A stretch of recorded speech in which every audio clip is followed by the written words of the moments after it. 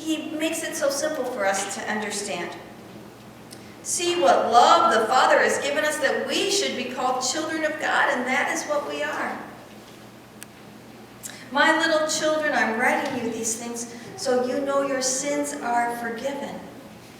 Little children, you are from God, John the Elder says. And now, little children, abide in him. Beautiful language to get us in touch with our inner child.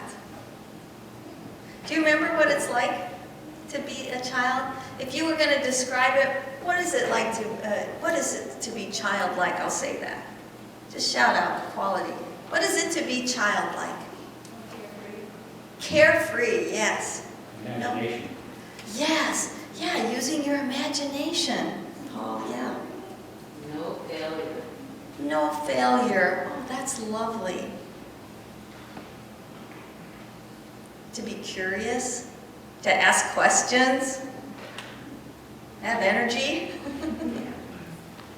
Wear your heart on your sleeve. You can kind of just, there's no filters with kids, is there? All their emotions. Yeah, to hug and kiss and love, make friends. Of course, there's a lot of things that kids need to learn, that children need to learn, and maybe we can connect more with that stuff because we're still learning it, right? To forgive, to share, to play nice, have self-control, right? We're still always on the learning curve with those things. Maybe we don't like to admit that, but it's true. So let me switch now just a little bit to this question. What does it mean to be childlike then before God? What does it mean to be childlike before God? Yeah, that's what I think too. Like a child trusts their caregiver. Trusting. To depend on God.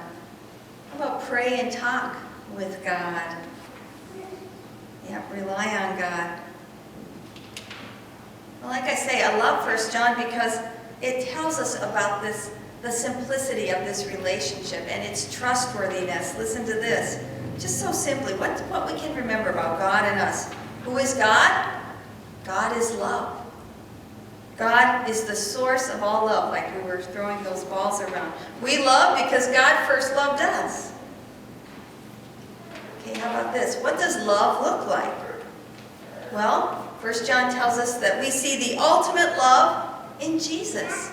Jesus is the revealer of what love is, and his love given on the cross, his sacrifice, taking away our sin. And then finally, 1 John tells us that since we are so loved, then let us love one another. And not just in word, but with real love, with hands, with feet, and laying down our lives for one another. Because Christ laid his life down for us. That's love, 1 John says. Pretty simple message. And then finally he adds, that way others will see God's love for them through us. But I know it might be hard as adults to get in touch with your inner child and your child of God identity. You're maybe sandwiching parenting your teens or grandkids with caring for the needs of elderly parents. Or there are job worries. I mean, these days, whose employment is steady? It's a burden and a worry in our congregation. And just every day, as adults, we wake up and we are responsible for things and people. And it's hard to stay connected to that inner child, that child of God in us. But 1 John wants to put us back there.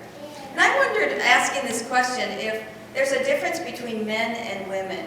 I mean, I'm probably changing, and I don't like to make any generalizations, but I just thought about this. So guys, I want you to think of this, to think about what this feels like.